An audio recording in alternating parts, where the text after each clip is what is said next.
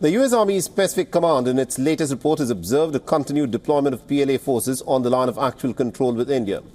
The reports in fact have suggested that China's long-standing border dispute with its neighbour reflects the regional tensions on the world's longest unmarked border between China and India.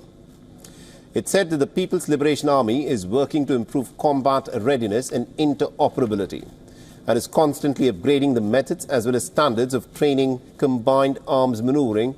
And the report has reflected that the PLA prioritise integrating training with joint forces and logistics, including executing multiple large-scale exercises, while also sustaining deployment to the line of actual control with India.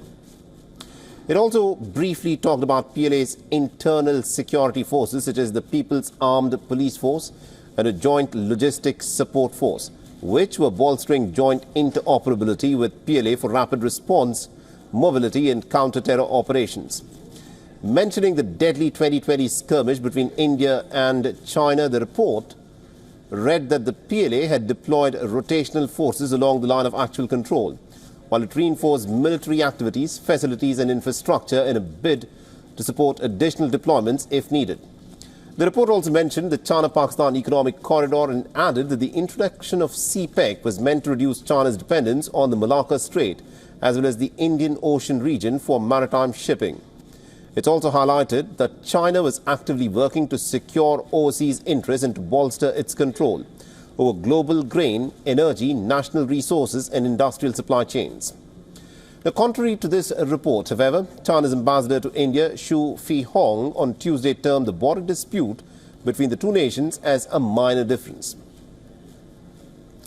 He said that it was actually pretty normal for two neighbours to have differences and that it was important to know as to how these differences were viewed and handled. He also said that both countries had the wisdom and capability to handle these differences to find a mutually acceptable solution.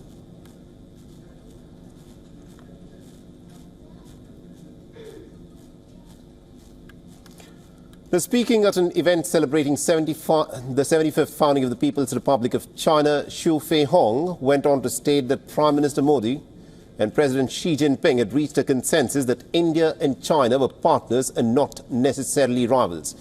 Now, Xu Feihong clarified that both leaders had a reciprocal understanding of each other's development, strategic intentions and core interests.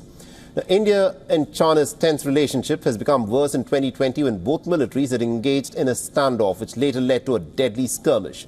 A slow but a steady rapprochement in ties has continued over the years, which still requires both sides to completely disengage from various friction points.